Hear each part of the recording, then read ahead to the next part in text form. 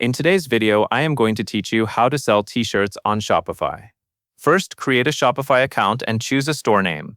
Pick something clear and memorable that fits your brand, because it will show up in places like your storefront and receipts. Once your account is set up, you will be taken into your Shopify admin, which is the control center for your store.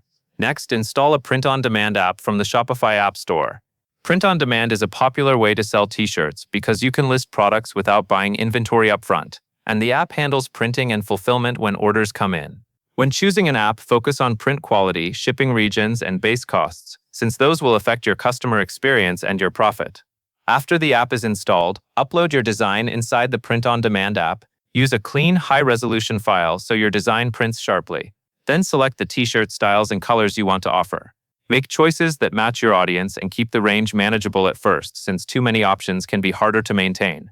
Once your products look right, sync them to your Shopify store. This sends the product listings over so they appear in your Shopify catalog.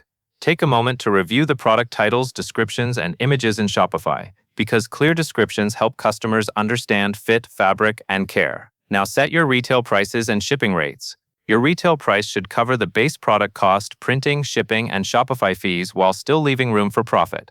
For shipping, keep it simple and predictable, and make sure it matches what your print-on-demand provider will charge you. Then choose a Shopify theme and customize your homepage. Aim for a clean layout, add a strong banner image, and make it easy to find your t-shirts. Keep your branding consistent with matching colors, fonts, and product photos. After that, add a payment provider such as Shopify Payments so you can accept credit cards and other common methods. Also connect a custom domain to make your store look more professional and easier to share. Finally, launch your store and start marketing on social media. Post product photos, short videos, and links back to your store and stay consistent so people learn what you sell. That covers everything you need to know.